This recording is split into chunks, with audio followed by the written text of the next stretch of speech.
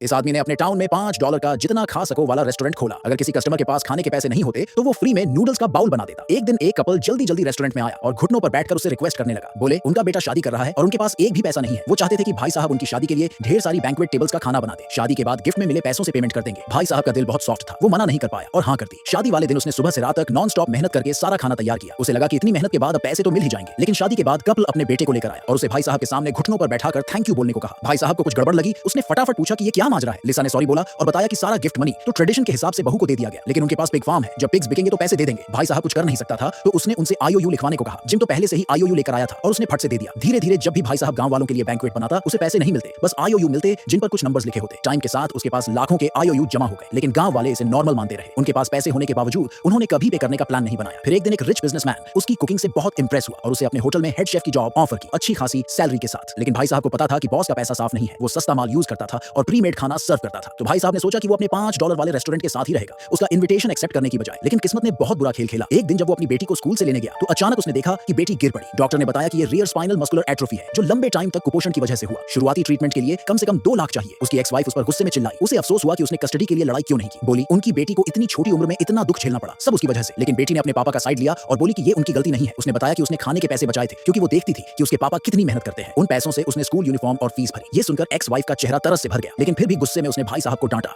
कि वो इतनी समझदार बेटी डिजर्व ही नहीं करता। भाई साहब को भी बहुत गिल्ट फील हुआ। उसने अपनी बेटी का हाथ पकड़ा और वादा किया कि वो कुछ भी करके उसे बचा लेगा। लेकिन उसकी एक्स वाइफ उसे अच्छे से जानती थी, उसे भरोसा नहीं था कि वो 2 लाख जुटा पाएगा। भाई साहब ने जिद की कि वो कर लेगा। सालों से उसके पड़ोसियों पर लाखों का उधार था, उसे पूरा यकीन था कि वो पैसे कलेक्ट करके अपनी बेटी को बचा लेगा। पैसे जुटाने के लिए वो सिटी में जिम को ढूंढने गया, जिसने अभी तक बैंक्वेट का पैसा नहीं चुकाया था। जिम का फैमिली सिटी में बड़ा घर खरीद चुका था, लेकिन फिर भी उन्होंने उधार नहीं चुकाया। भाई साहब को लगा कि अगर वो पर्सनली जाएगा तो शायद पैसे दे दें, लेकिन उन्होंने साफ मना कर दिया। भाई साहब ने उन्हें आईओयू दिखाया और याद दिलाया कि पिछले साल और उससे पहले भी 1000 से ज्यादा बकाया था। पिछले महीने जॉन की शादी के लिए 3000 भी। उस टाइम उन्होंने कहा था कि पिग्स बिकते ही पैसे दे देंगे। उनका बड़ा घर देखकर भाई साहब ने अंदाजा लगाया कि पिग्स तो अब तक बिक ही गए होंगे। लेकिन लिसा ने शिकायत की कि वो पिग्स तो उसने और उसके हस्बैंड ने पाले थे, तो पैसे उसे क्यों देने चाहिए। जब भाई साहब ने देखा कि वो लोग मान ही नहीं रहे तो उसने उन्हें डांट दिया। अंकल वोंग गुस्से से पागल हो गया। वो खड़ा होकर गालियां देने लगा और भाई साहब को धमकी दी कि चुप रहे वरना अंजाम बुरा होगा। चूंकि उन्होंने पैसे देने से साफ मना कर दिया, भाई साहब ने भी गुस्से में कहा कि ये पैसे तो वैसे ही जैसे मरे हुओं के लिए जल गए हों। कपल गुस्से से आग बबूला हो गया। उन्होंने उसे गालियां दी और धक्के मारकर बाहर निकाल दिया। मजबूरी में भाई साहब ने चाकू उठाया और एक और दोस्त के पास पैसे मांगने गया, लेकिन उसका दोस्त इतना डर गया कि भाग खड़ा हुआ। आखिर में भाई साहब दर्जनों लोगों के पास गया जिन पर उसका उधार था, लेकिन एक पैसा भी वापस नहीं मिला। फिर उसने चीफ मां की कार देखी। वो फटाफट उसके पास भागा और पूछा कि क्या उसके $5 वाले रेस्टोरेंट को कोई गवर्नमेंट सब्सिडी मिल सकती है। लेकिन चीफ मां ने कहा कि भले ही पॉलिसी है, उसके पास न तो बेसिक बिजनेस लाइसेंस है और न ही हेल्थ परमिट, इसलिए वो कोई हेल्प नहीं कर सकता। उसने कहा कि जल्दी लाइसेंस लो वरना उसे नियम लागू करने पड़ेंगे। रेस्टोरेंट वापस जाकर भाई साहब ने एक कस्टमर को नूडल सूप सर्व किया। कस्टमर ने बोला कि सूप तो अच्छा है, लेकिन रेस्टोरेंट में ढेर सारी प्रॉब्लम्स हैं। उसने अपना आईडी दिखाया और बताया कि वो हेल्थ इंस्पेक्टर है। किसी ने शिकायत की थी कि भाई साहब बिना लाइसेंस के काम कर रहा है और एक्सपायर्ड सामान यूज कर रहा है। उसने ऑर्डर दिया कि रेस्टोरेंट तुरंत बंद करो और इन्वेस्टिगेशन में कोऑपरेट करो।